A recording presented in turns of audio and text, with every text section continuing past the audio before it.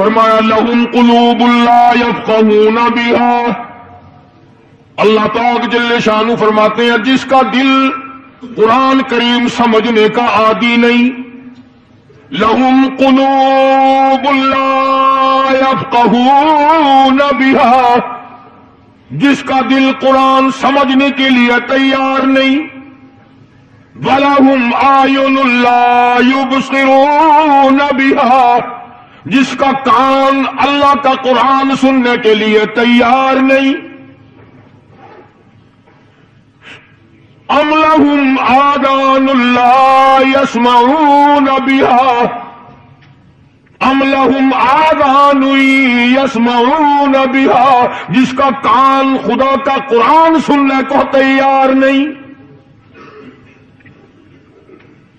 خدائی فیصلہ سنو، اللہ کے قرآن کا فیصلہ سنو، اللہ کے کلام کا فیصلہ سنو، جس کا کان میرا کلام سننے کے لیے تیار نہیں، جس کو میرا قرآن سن کے مزہ نہیں آتا، جس کو میرا کلام سن کے حلاوت نہیں آتی، جس کو میرا کلام سن کے لذت نہیں آتی، جس کی روح تازی نہیں ہوتی، جس کو لطف نہیں آتا، جس کو کیف نہیں آتا، جس کو سرور نہیں آتا، جو میرا قرآن سننے کو تیار نہیں، جو میرا قرآن آنکھوں سے دیکھنے کو تیار نہیں، جو میرا قرآن سننے سمجھنے کے لیے تیار نہیں، آؤ پھر خدائی فیصلہ سنو، فرمایا اولئک کالانعام،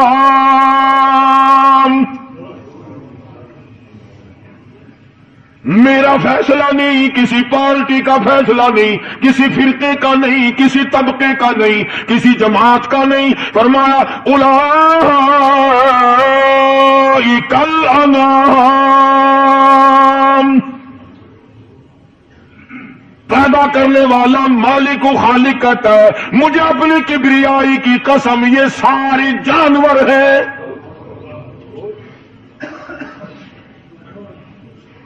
یہ سارے کے سارے جانور ہیں، یہ درندے ہیں جو ایک دوسرے کو چیر پاڑ کر کھاتے ہیں، یہ درندے ہیں جو ایک دوسرے کا خون پیتے ہیں، فرمایا بل ہم اضل، جانوروں سے بھی بدتر۔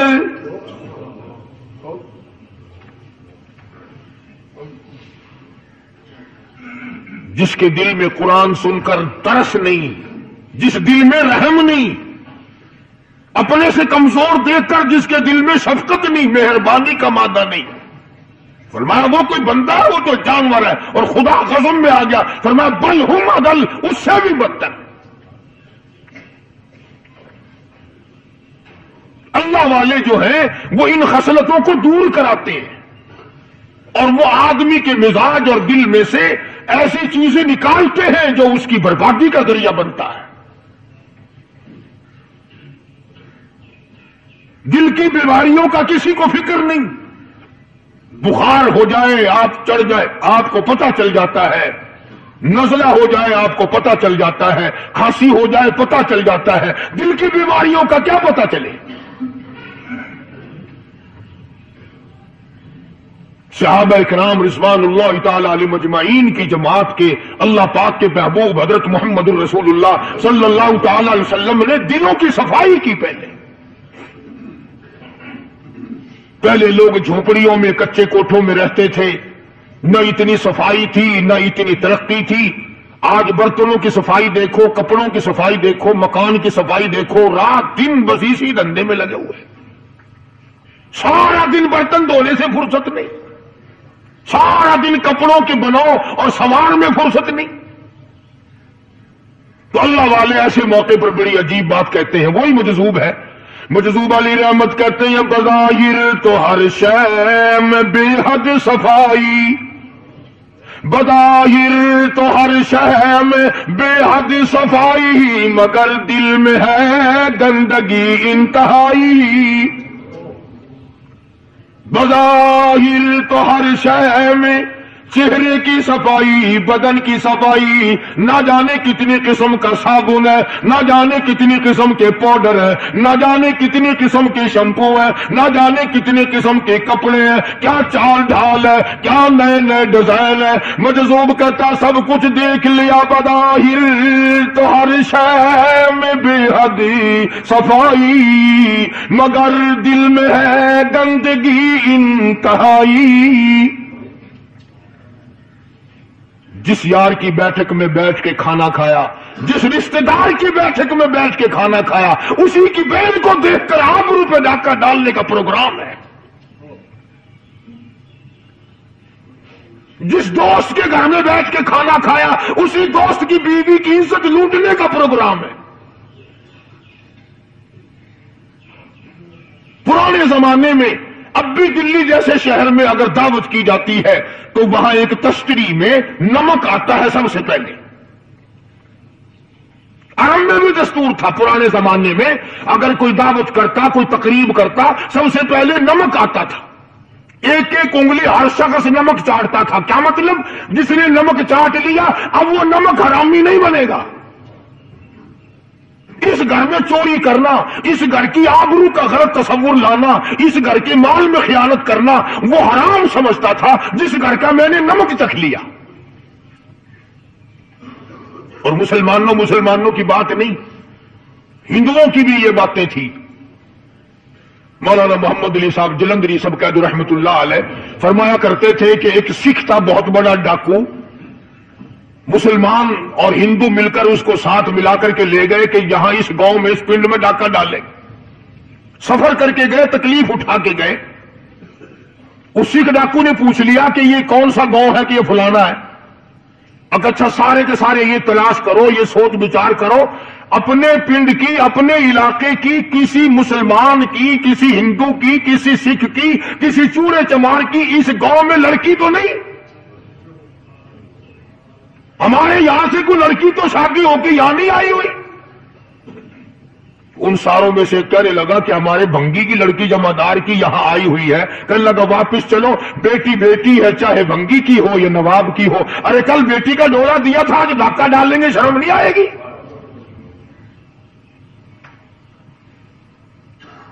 آج وہ تصور کہاں چلے گئے؟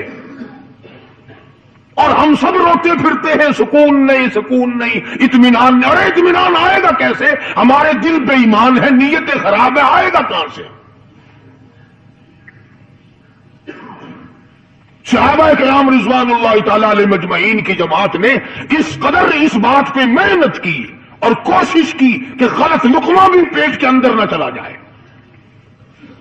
چنانچہ میں علی اعلان کہتا ہوں، 1,29,000 صحابہ کرام، کالی کملی والے کے دیوانے اور پروانے، حضور کے یار جانثار، حضور کے ساتھ فاقہ کھانے والے، فاقوں مرنے والے، پتھر کھانے والے، اپنے بچوں کے ٹکڑے ہوتے ہوئے دیکھ کر لا الہ الا اللہ محمد الرسول اللہ کی صدا بلند کرنے والے صحابہ کرام کا یہ حال تھا۔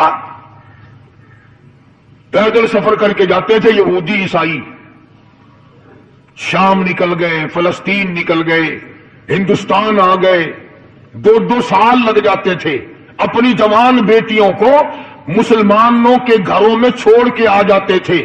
کبھی نکاح نبوت نے جن کو رنگ دیا تھا، کبھی کسی صحابی پہ ذرہ برابر الزام نہیں لگا۔ ان یہودیوں کا، ان عیسائیوں کا یہ عقیدہ تھا کہ محمد صلی اللہ علیہ وسلم کے جو غلام ہیں، ان کی نگاہ بھی پاک ہے، ان کے دل بھی پاک ہے، ان کے ارادے بھی پاک ہیں، ان کے ہاتھ بھی پاک ہیں۔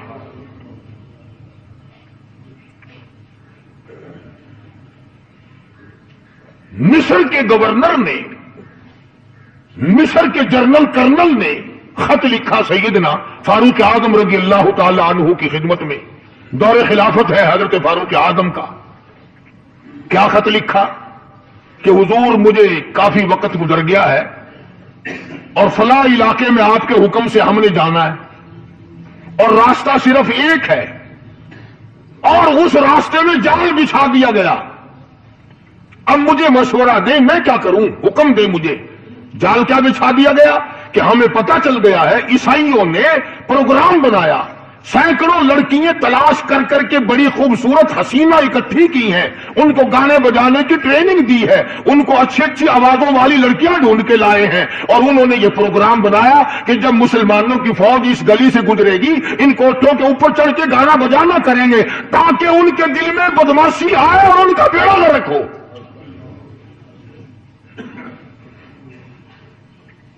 کبھی کافر کا یہ عقیدہ تھا کہ مسلمان کا دل بگڑا تو یہ گیا، اس کی نیت میں خرابی آئی اور یہ تباہ ہوا۔ جناب فاروق اعظم رضی اللہ تعالیٰ عنہ نے اسے یہ خط نے لکھا کہ تو قرآن پڑھا کر، تو نفل پڑھا کر۔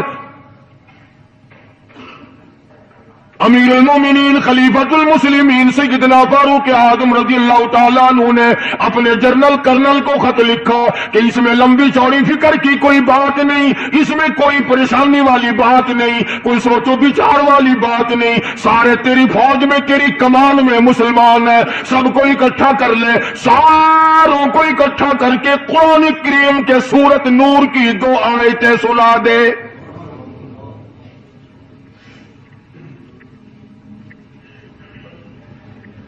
یہ بھی نہیں فرمایا کہ سزا سناؤ، اتنے کوڑے لگیں گے، جو خلاف کرے گا یوں قید ہوگی، یوں کورٹ مارشل کر دیا جائے گا، کچھ نہیں۔ جناب فاروق اعظم رضی اللہ تعالیٰ عنہ کی رائے دیکھو، ان کے خیال میں قرآن کریم میں اتنی بڑی طاقت ہے، اتنی بڑی عظمت ہے، اتنی بڑی کرامت ہے، کلام الہی میں اتنا بڑا شرف ہے۔ اعلان کر دیا، فرمایا اپنے کرنل کو ساری فوج کو، لشکر کو اکٹھا کر کے قرآن کریم کی فلاں فلاں آیت سنا دے۔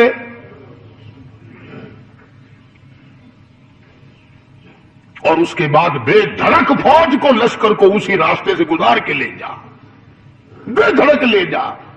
ہائے کبھی قرآن کی 2 آیتوں سے کام بن جاتا تھا، اب سارے قرآن سے میرا تیرا کام نہیں بنتا۔ قصور قرآن کا نہیں ہے، یہ میرا تیرا ہے۔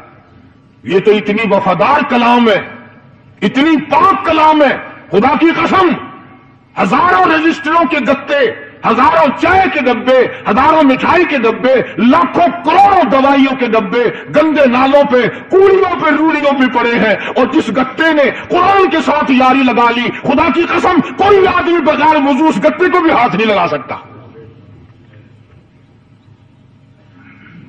ہزاروں نہیں لاکھوں کپڑے مارکیٹ میں پڑے ہیں، پر جس کپڑے نے قرآن سے یاری لگا لی، جو کپڑا جزدان بن کر قرآن پہ چڑھ گیا، لوگ اس کو بھی چومتے ہیں، اور چومنا چاہیے۔ یارو کپڑے نے قرآن سے یاری لگائی تو کپڑا عظمت والا بن گیا، گتے نے یاری لگا لی تو گتا بن گیا۔ ہزاروں قسم کے کاغذات روزانہ ذلیل ہوتے پھرتے ہیں، جس کاغذ پہ قرآن لکھا گیا وہ عظمت پا گیا، جس سیاہی سے قرآن لکھا گیا وہ سیاہی عظمت والی بن گئی۔ ارے اگر مسلمان قرآن کو اپنے اندر پیدا کر لے، اس کی عظمت کو بسا لے، اس کو اپنا لاہ عمل بنا لے، اس کو اپنے سر پہ رکھ لے، تو کیا یہ بندہ قرآن کے ساتھ وفاداری کرے تو قرآن کیا خیال ہے قرآن بے وفائی کر دے گا؟ یقین نہیں، یقین اصل بات اعتقاد کی ہے۔ یقین کا تو یہ عالم بنا ہوا کہ اگر کوئی چوری کا معاملہ ہو جائے اور کسی پر شبہ ہو، اگر اسے کہو کہ قرآن اٹھا دے تو دیر نہیں لگائے گا، اور اگر کہے کہ فلانی خانقاہ کا کنڈا مار دیا کہ ایک کام میں نہیں کرتا۔ خانقاہ کے کنڈے پہ ایمان ہے، قرآن پہ ایمان نہیں۔ اس پر یقین ہے کہ پیر انگا کر دے گا، اور یہاں یقین نہیں کہ جس خدا نے پیدا کیا اگر میں نے جھوٹا قرآن اٹھایا تو وہ برباد کر دے گا۔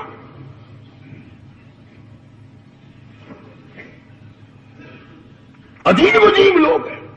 چنانچہ مصر کے کرنل نے، مصر کے جنرل نے ساری فوج کو اکٹھا کر لیا۔ اس نے بھی یہ بات تو نہیں کہی کہ فاروق اعظم کو دوبارہ خط لکھتا کہ حضرت یہ تو 2 آیتیں آپ نے لکھی، یہ تو سارا قرآن روز پڑھتے ہیں، پر بنے گا کیا؟ جیسے فاروق اعظم کا یقین تھا، فاروق اعظم کی فوج کے کرنل کا بھی یقین ہے، فاروق اعظم کے فوج کے جنرل کا بھی یقین ہے۔ اس نے ساری فوج کو اکٹھا کیا، لشکر کو جمع کیا، اور اس کے بعد کہنے لگا قل للمؤمنین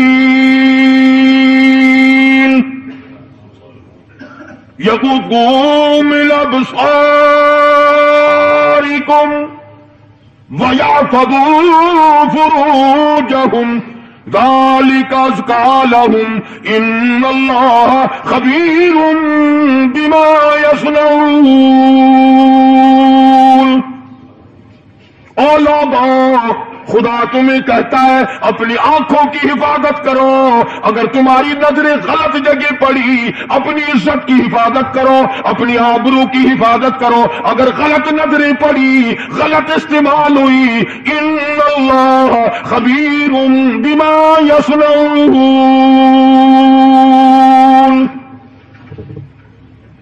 اللہ پاک تمہاری ساتھ ساتھ ہے، وہ ہر چیز کو دیکھتا جائے گا، وہ ہر چیز تمہاری دیکھے گا۔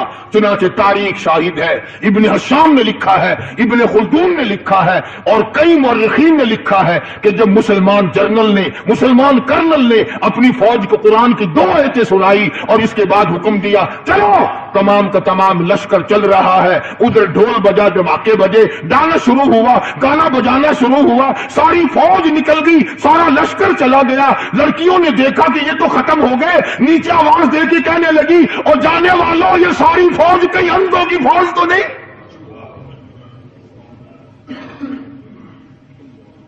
یہ حسن کا نظارہ اور یہ ڈانس اور یہ آواز، ہم ناچ ناچ کے تھک گئی، کوئی سر نہیں اٹھاتا۔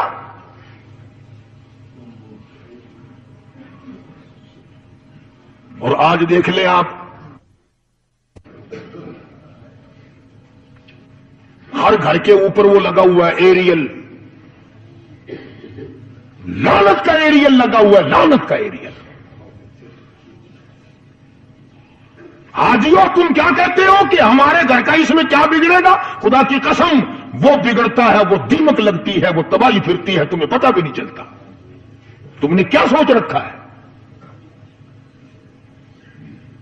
مسلمان کرنل کے حکم پہ ساری فوج نکل گئی، ناچنے والی گانے والی لڑکیاں عیسائیوں کی حیران ہیں، کیا ہوا؟ لاکھوں کی تعداد میں فوج گزر گئی، کوئی نگاہ اٹھا کے نہیں دیکھتا۔ ایک مسلمان سپاہی گزرتا گزرتا نیچی نظریں کیے کہنے لگا سر کیسے اٹھائے، نگاہ کیسے کوئی اٹھائے گا؟ یہ سارے کے سارے اللہ کا قرآن سن کر آئے ہیں۔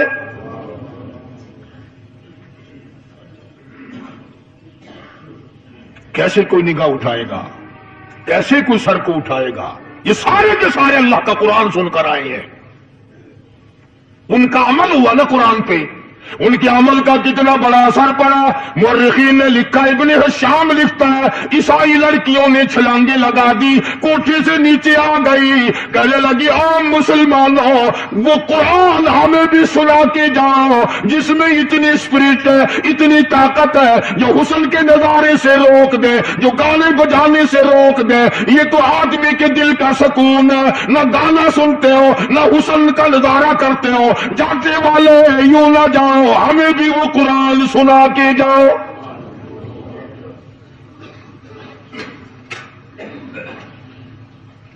اس قرآن میں کتنی بڑی طاقت ہے، وہ کتنی عظمت ہوگی اس میں، اس کلام میں کتنی برکت ہوگی، جس کلام میں یہ تاثیر ہے کہ وہ ایسی ایسی چیزوں سے روک دیتا ہے۔ چنانچہ ایک مسلمان سپاہی چلتا بھی جاتا ہے اور کہنے لگا وَقُلْ لِلْمُؤْمِنِينَ وَقُلْ لِلْمُؤْمِنِينَ،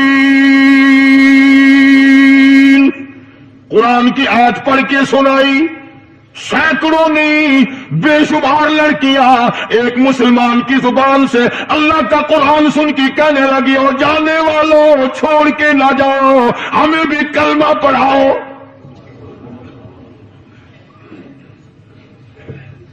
جتنی بھی وہ ناچنے گانے والی تھی تمام کی تمام کلمہ پڑھ کر مسلمان بن گئی۔ اور مورخین نے لکھا ہے آخری دم تک قرآن کی شیدائی اور دیوانی بن کے گزری ہے۔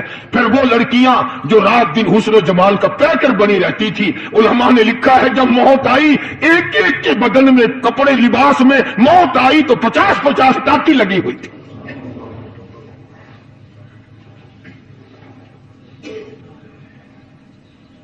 بظاہر تو آج بھی بڑی جھاڑا پونجی ہے، بڑی صفائی ہے، بڑی دوڑ دھوپ ہے، اسی کو مجذوب الالان کہتا بظاہر تو ہر شے میں بے حد صفائی، مگر دل میں ہے گندگی انتہائی، کبھی اس کے دھوکے میں آنا نہ بھائی، یہ سب ہے رعائی، یہ بس ہے رعائی، یہ تو چیز ہی کچھ نہیں۔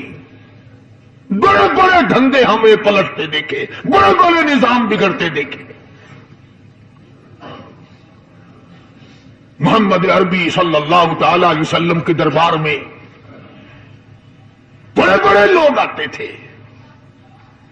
اللہ غنی، نگاہ نبوت نے جس کو رنگ دیا، سبحان اللہ، پھر قیمت جو بن گیا وہ اسلام کی دولت سے پیچھے نہ ہٹا۔ کوئی پیچھا پھر کے دیکھا ہی نہیں کہ ہم کیا کر رہے ہیں۔ ایک لذت تھی، ایک کیف تھا، ایک سرور تھا صحابہ کرام کو۔ کہاں سے وہ چیز ہم لائیں؟ کیسے ہم میں وہ چیز پیدا ہوگی؟ جنگ بدر ہوا، بڑی بہترین بات ہے، توجہ لکھ کے لے جاؤ، انشاءاللہ قبروں میں دعائیں دو گے۔ جنگ بدر ہوا، 70 سے زیادہ کافر پکڑے گئے، مدینے میں پکڑ کے قیدی بنا کر کے لائے گئے۔ تنگ دستی کا زمانہ ہے، 1 سال نہیں ہوا مسلمان اجڑ کے آئے تھے، مار کھا کے آئے، پریشان ہو کر آئے، دن دولت چھوڑ کر لٹا کر آئے، ان کے پلے کیا تھا؟ شام کا وقت ہوا، مدنی کریم صلی اللہ تعالی علیہ وسلم نے مسجد کے دروازے میں کھڑے ہو کر اعلان فرما دیا، کون ہے، کون ہے جو میرے مہمانوں کو کھانا کھلائے؟ اور وہ مہمان کوئی شہنشاہ نہیں تھے، ہیں بھی کافر، ہیں بھی اسلام کے دشمن، آئے بھی صحابہ کرام کو مارنے، میدان جنگ سے پکڑ کے لائے گئے، جنگی قیدی ہیں۔ اس نبی کی طرف کبھی منہ کیا کر جس نبی کا تو غلام ہے، امتی بنا پھرتا ہے۔ فرمایا، کون ہے جو میرے مہمانوں کو کھانا کھلائے؟ صحابہ کرام میں سے کسی نے 2 پکڑ لیے، کسی نے 1 کو ساتھ لے لیا۔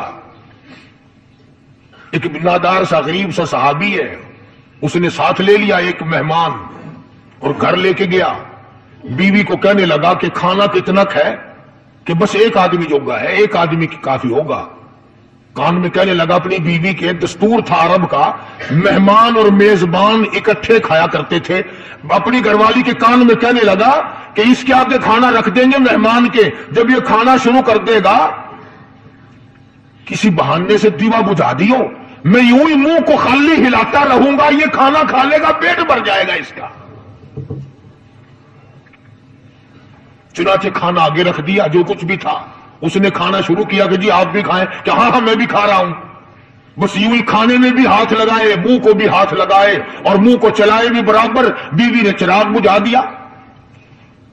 یہ عمل تو صحابی کر رہا اپنے گھر میں، ادھر قرآن کریم نازل ہو گیا محمد کریم صلی اللہ علیہ وسلم کی ذات پہ، فرمایا وَيُؤْثِرُونَ عَلَىٰ أَنفُسِهِمْ وَلَوْ كَانَ بِهِمْ خَصَاصَةٌ وَمَن يُوقَ شُحَّ نَفْسِهِ فَأُولَٰئِكَ هُمُ الْمُفْلِحُونَ۔ اور میرے محبوب مبارک ہو، تیری امت میں ایسے لوگ بھی ہیں جو اپنا منہ خالی ہلا رہا ہے، بیوی بھوکی بیٹھی ہے، چراغ بجھائے بیٹھی ہے اور اپنے ہاتھ کو خالی چلا رہا ہے اور میرے بندے کا پیٹ بھر رہا ہے۔ اور میرے محبوب، مجھے اپنی عظمت کی قسم، میں تیرے ان دیوانوں پہ جنت واجب کر چکا۔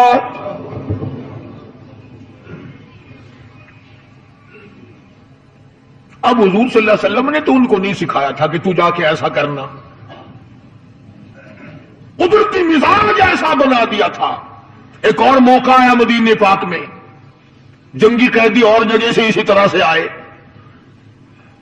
ایک صحابی ایک اور آدمی کو، جنگی قیدی کو کافر میں گھر لے گیا۔ بیوی کہنے لگی کہ 1 ہی آدمی کا کھانا ہے بس، انہوں نے کہا اس کو دے دو۔ وہ کافر جنگی قیدی کہنے لگا جی آپ بھی کھائیں، کہنے لگا بھی بات ہے صاف، 1 آدمی کا کھانا ہے، تو کھانا کھا، میں درخت کے پتے چبا لیتا ہوں. وہ کہنے لگا میں کھاؤں گا پتے. انہوں نے کہا تو رئیس آدمی ہے مکے کا, میں پرانا غریب ہوں, مجھے پتے چبانے کی عادت ہے, تیرے پیٹ میں درد نہ ہو جائے, میں عادی ہوں پتے چبانے کا. اس نے پتے چبا لیے. کافر مسافر اور مہمان جو تھا جنگی قیدی, اس کو کھانا کھلا دیا.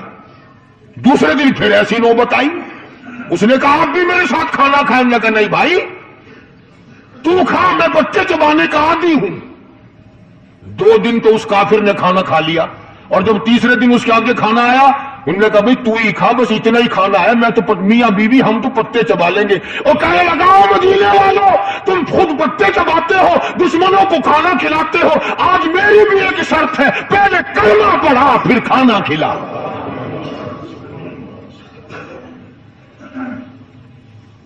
آج میری بھی ایک شرط ہے. 2 دن کے عمل نے کفر کو مٹا دیا, اسلام چمک گیا. 2 دن کے عمل نے. میرا تیرا 60 سال کا عمل ہے, کبھی کسی کافر کو مسلمان بنایا؟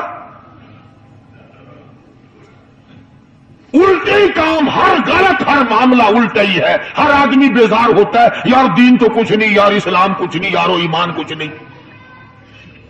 اسی کو قرآن کریم نے للکار کے آواز دے کے فرما دیا لوگوں ایسی گڑبڑ نہ کرو ورنہ میں وہ خدا ہوں. فَأَخَذَتْكُمُ الصَّاعِقَةُ وَأَنْتُمْ تَنظُرُونَ.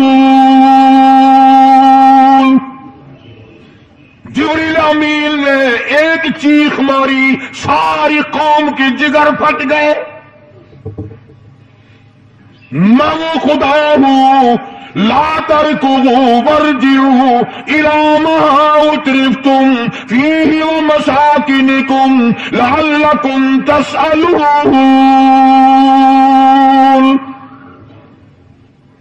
لوگ مکان چھوڑ کے بھاگتے ہیں, ماحول چھوڑ کر بھاگتے ہیں, معاشرہ چھوڑ کر کے بھاگتے ہیں. خدا کہتا آؤ جن مکانوں پہ تمہیں ناز تھا وہ یہ کھڑے بھاگ آ رہے. اسی کو قرآن کریم کہتا ہے ان الذین قالوا ربنا اللہ ثم استقاموا.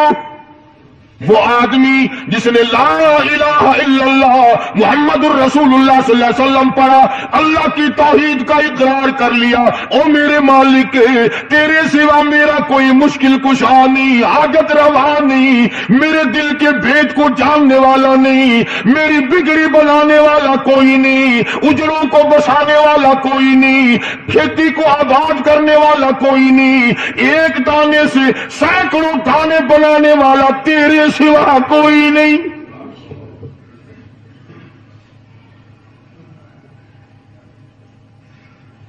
کھیتوں میں جاؤ, کبھی یہ تو سوچو کہ دنیا میں حکومتوں نے کتنے مل لگا رکھے ہیں, چینی کے, شکر کے کتنے مل ہیں, کتنے ڈیپو ہیں, پھر بھی قلت ہو جاتی ہے. اور یہ اللہ میاں نے کتنا میٹھا کیلے میں, سنترے میں, مالٹے میں, انگور میں, سیب میں. کبھی یہ بھی سنا کہ اللہ میاں کا شوگر مل فلاں علاقے میں لگا ہوا ہے؟ کبھی یہ تو دیکھو کہ یہ قدرت کاملہ کے سوا اور کون پیدا کر رہا ہے. فرمایا جس نے اللہ کی توحید کا اقرار کر لیا, محمد عربی صلی اللہ علیہ وسلم کی ختم نبوت کا اقرار کر لیا, خدا کے بعد خدا کوئی نہیں, مصطفیٰ کے بعد نبی کوئی نہیں. پھر قرآن نے شرط لگائی ثم استقاموا, پھر اس پر جمع رہے, ڈٹا رہے. یوں نہیں کہ کبھی ادھر لڑک گیا کبھی ادھر لڑک گیا. لوگ تو بدل جاتے ہیں, لوگوں کا کیا ہے. پچھلے سال کی بات ہے, یہی مغرب کی نماز کے بعد گرمی کے موسم میں یہاں بیٹھا ہوا تھا باہر, آ گئے شہر کے وہ آدمی, وہ کہنے لگے جی ایک کام آئے ہیں. میں نے کہا کیا؟ کہ 25,000 روپے چوری ہو گیا ہمارا, بتاؤ ہمیں. میں نے کہا مجھے کیا پتا. انہوں نے کہا نہیں سارا شہر کہتا ہے کہ قاری نہیں بتا دیتا ہے. میں نے کہا اچھا یہ یوں نہیں جانے کا. میں نے کہا پھر آپ دے لوں گا.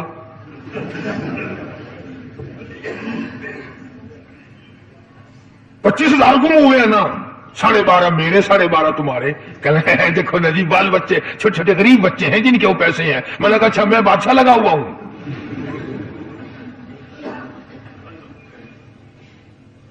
انہوں نے کہا جی سودا مہنگا. میں نے کہا پھر کہیں اور چلے جاؤ. جتنا میں نے سمجھایا نہیں ماننا کہ اگر ہمیں یوں پتہ چل جائے مولویوں کو ولیوں کو تو پھر یہ لاکھوں کروڑوں پولیس والے رکھنے کی ضرورت ہے بھلا؟ اتنی بڑی فوج کا رکھ کر کیا کریں گے ہم؟ اربوں روپیہ فوج کا خرچہ ہے. 2 ولی، ایک ولی کو اس بارڈر پہ بٹھا دیں گے، ایک ولی کو اس بارڈر پہ بٹھا دیں گے. پھر ہم بڑھانا دیں گے اولیاء کرام رجمت. ذہنیت ماری گئی، سمجھ نہیں پاتے، دین کے قریب نہیں آتے لوگ، سمجھتے نہیں. فرمایا ثم استقاموا تتنزل علیہم الملائکۃ الا تخافوا ولا تحزنوا وابشروا بالجنہ التی کنتم توعدون. قرآن کہتا ہوں ادھر ولی کی موت آتی ہے، ایسا آدمی جو اپنے کلمے پہ جمع رہے، شرک و بدعت کی لعنت سے بچے، کفر و نفاق سے بچے. ادھر موت آتی ہے، ادھر فرشتے کہتے ہیں گھبرانا، غم نہ کر، بہشت کے دروازے تیرے لیے سارے کھلے ہوئے. وَلَكُمْ فِيهَا مَا تَشْتَهِي أَنفُسُكُمْ وَلَكُمْ فِيهَا مَا تَدَّعُونَ. فرمایا ہم تمہاری ہر اس تمنا کو پورا کریں گے، ہر اس آرزو کو پورا کریں گے. جو مانگو گے وہی ملے گا، جو کہو گے وہی دیا جائے گا. نحن اولیاؤکم فی الحیات الدنیا وفی الآخرہ.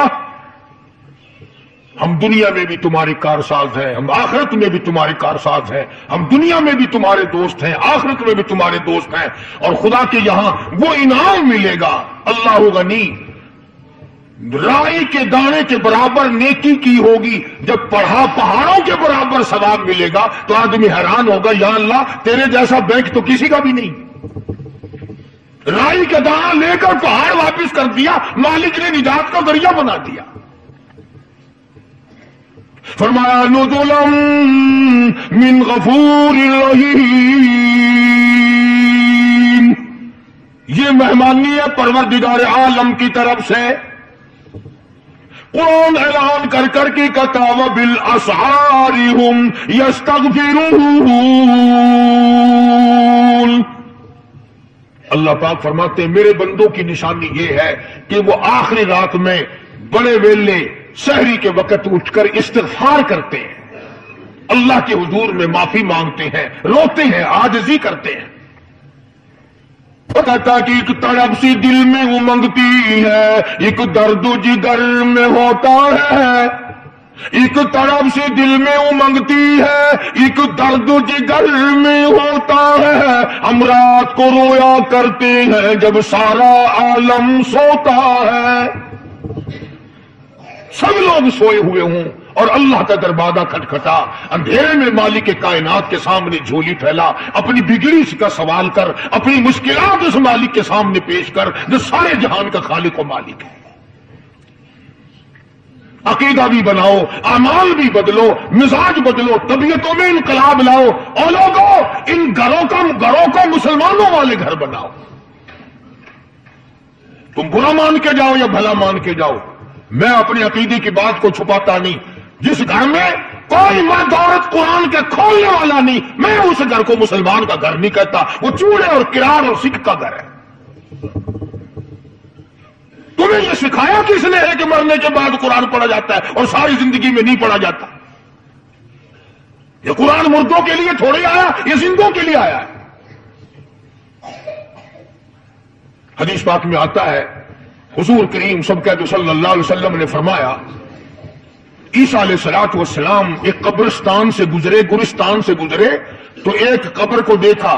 وہ نبی ایسا تھا، اس کے معجزات ایسے تھے. قبر میں دیکھا تو ایک بڑھیا جل رہی ہے، سڑ رہی ہے، تباہ ہو رہی ہے، رو رہی ہے. تو عیسیٰ علیہ السلام پناہ پناہ کر کے وہاں سے گزر گئے.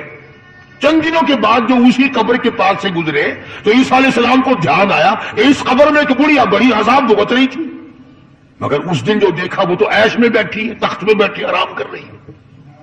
سیدنا عیسیٰ علیہ السلام نے اللہ پاک سے سوال کر دیا، الہی مرنے کے بعد تو آدمی کو نیکی بھی نہیں کر سکتا، اس نے کیا کر لیا جو اس کا سارا نظام بدل گیا؟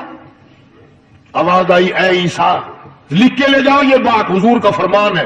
فرمایا، اے عیسیٰ اس مائی کے چھوٹے سے پوتے نے استاد کے پاس جا کر کے پڑھا بسم اللہ الرحمن الرحیم. اس ننھے سے منہ سے، چھوٹے سے منہ سے جب یہ لفظ نکلا، اے اللہ تو بڑا مہربان ہے، تو بڑا کریم ہے. عیسیٰ چھوٹے سے منہ سے جب نکلا، وہ تو معصوم تھا، اس کے منہ سے جب نکلا نا کہ میں بڑا مہربان ہوں، میں نے اس معصوم بچے کے صدقے میں اس کی دادی پہ کرم کر دیا. اس کے نام میں بڑی برکتیں ہیں، اس اللہ کا نام لینے میں بڑی برکتیں ہیں. گڑ میں مٹھاس ہے، اللہ کے نام میں مٹھاس نہیں. ٹافیوں میں مٹھاس ہے، اللہ کے نام میں مٹھاس نہیں. تم نے چکھ کے نہیں دیکھا، اگر تم چکھ لو خدا کی قسم دنیا کی کوئی چیز اچھی نہ لگے اللہ کے نام کے مقابلے میں.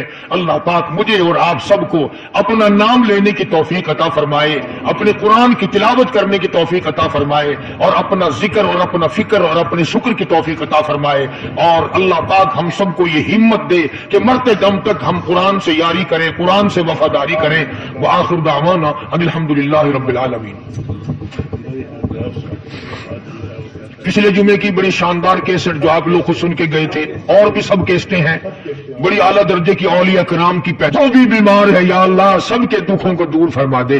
یا اللہ اپنے محبوب صلی اللہ علیہ وسلم کے صدقے میں سب کی تکلیفوں کو دور فرما، سب کی پریشانیوں کو دور فرما، سب کی نیک تمناؤں کو پورا فرما. یہ جتنے مرد عورت آئے بیٹھے ہیں یا اللہ ان کو قدم قدم پہ نیکیاں اور قبولیت عطا فرما. یا اللہ سب کے کاروبار میں، سب کی فصل میں برکت عطا فرما. یا اللہ سب کی نیکیوں کو اتنا بڑھا کہ ہمارے لیے ذریعہ نجات بن جائیں. یا اللہ ہم سب کے والدین کی مغفرت فرما. میرے حاجی صاحب کے لیے بھی دعا کرو جس کا یہ سارا بوٹا لگایا ہوا، اللہ تعالیٰ اس کی قبر کو جنت کا باغ بنائے. میری والدہ کے لیے بھی، سب کے والدین کے لیے دعا کرو یا اللہ سب کی قبروں کو جنت کا باغ بنائے. جس کے عزیز رشتہ دار، اہلیہ، بھائی، بھتیجے، خاندان کے لوگ، وسیب کے لوگ جتنے بھی قبروں میں چلے گئے یا اللہ سب کی مغفرت فرما، سب کے گناہوں کو معاف فرما. یا اللہ سب کو اعلی علم و جگہ عطا فرما. یا اللہ اس مسجد کے، مدرسے کے جتنے لوگ خدمت گزار ہیں مال و جان و برکت عطا فرما. یا اللہ ان کو اتنا دے کہ ان کے گھر بھر دے. کوئی ساتھی بتلا رہے ہیں کوکو کولا کا کوئی ساتھی ہے جہاں بھی ہے، اللہ تبارک و تعالیٰ سے استقامت عطا فرمائے. یا اللہ ان سب کو حج بیت اللہ نصیب فرما، سب کو روزے رسول اللہ صلی اللہ علیہ وسلم کی زیارت نصیب فرما، بے اولاد کو اولاد عطا فرما. یا اللہ ہم سب کی اولاد کو نیک صالح اور نمازی بنا. یا اللہ سب کی اولاد کو ہدایت عطا فرما. یا اللہ ہم سب کے گھروں کو نماز اور قرآن سے آباد فرما، مرتے وقت کلمے اور ایمان والی دولت عطا فرما. یا اللہ ہم سب کی عزت، آبرو، جان، مال اپنی امان اور اپنی حفاظت میں رکھ. یا اللہ ساری امت کی مغفرت فرما، سارے پاکستان پہ کرم اور فضل فرما، ساری مخلوق کے ساتھ یا اللہ رحم کا معاملہ فرما. یا اللہ ہماری دعاؤں کو نہ دیکھ، ہمارے اعمال کو نہ دیکھ، اپنے محبوب صلی اللہ علیہ وسلم کے صدقے میں تمام دعاؤں کو قبول فرما. صلی اللہ علی حبیبہ محمد وعلی آلہ واصحابہ اجمعین برحمتک یا ارحم الراحمین.